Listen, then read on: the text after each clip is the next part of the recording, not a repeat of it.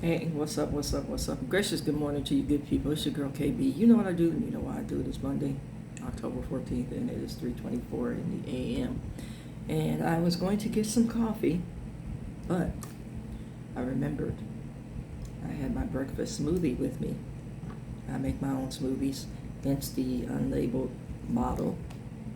This particular smoothie is orange, pineapple, coconut, all natural ingredients, no concentrates, fresh oranges, fresh coconut meat, fresh pineapple slices.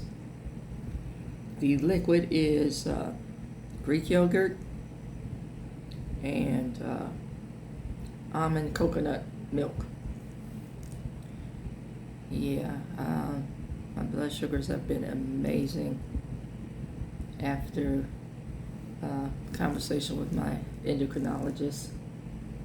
And I want to say there's a little turmeric tincture, and now I have a dandelion root tincture that I'm going to add to my next batch of smoothies, which I'll be making tonight.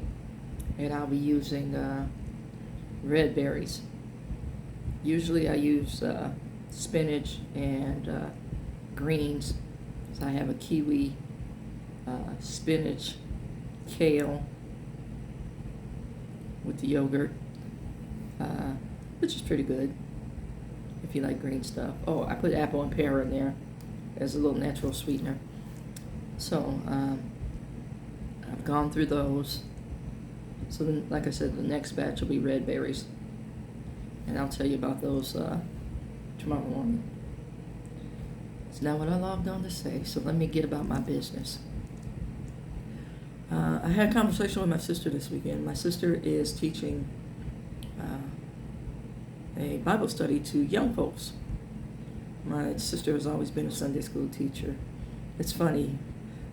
She's been a Sunday school teacher, and when I was first appointed to ministry, I was a youth pastor, or youth minister. I don't want to say pastor, a youth minister. So, you know, we have a connection to kids. And she's teaching a study on the names of God. Now, my great nephew is in her class, and my great nephew, my man, talks. This little brother, I believe he talks in his sleep. That's how much he talks. Every teacher talks about what an amazing kid he is. And if they had the one complaint, he talks. I love my Cokes. Coco is his nickname. I love this little dude. He's sweet. He's compassionate. You know, I've even seen him cry with people who were crying. And that's a special trait for a young man. Amen.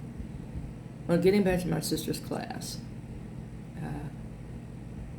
She says the young folks are asking amazing questions about the names of God, how God moves, who God is.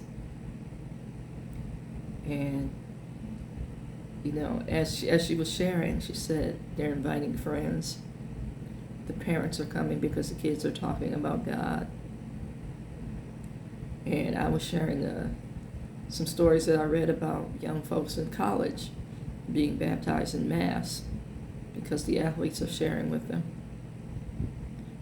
And it's like they have impromptu concerts and baptisms. And I'm thinking, hey, we're starting a revival. And the revival is with the young folks. And, you know, as I was thinking about this weekend, my cousin posted something about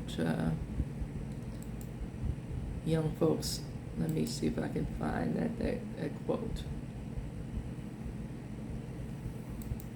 Let me bear with me for a second here.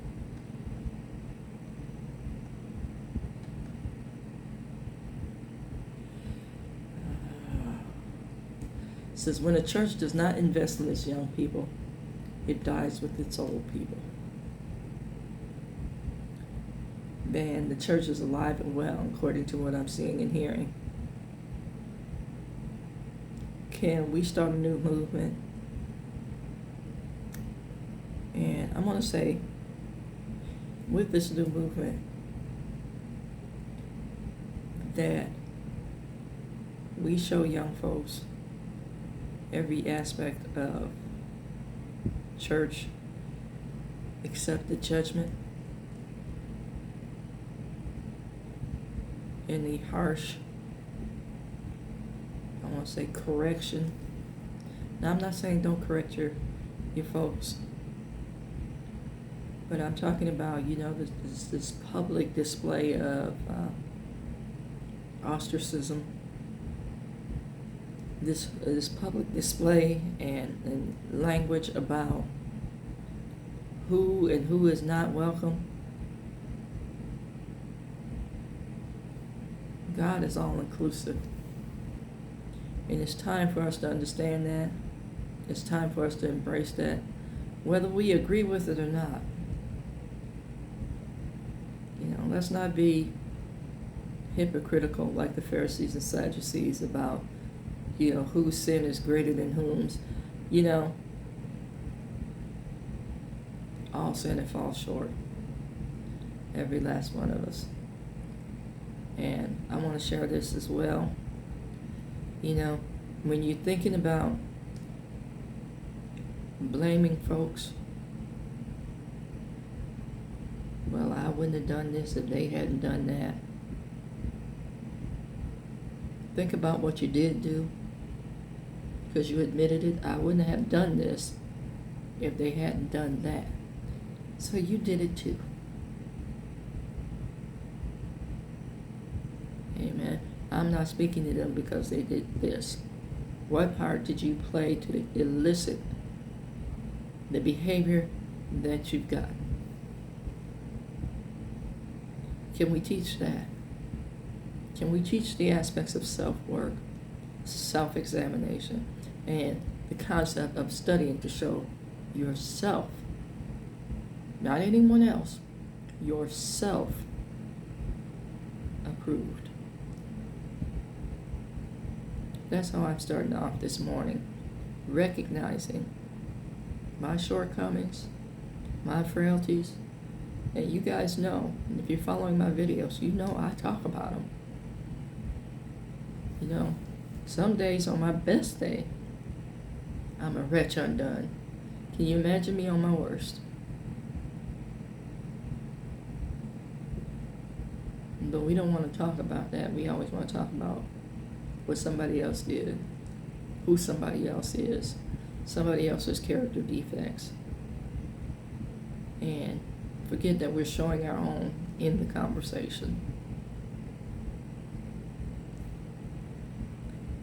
Wake up to who Christ is. And like I said, my sister's teaching a study on the names of Christ, or the names of God. Who is he to you? What name do you call out? Amen.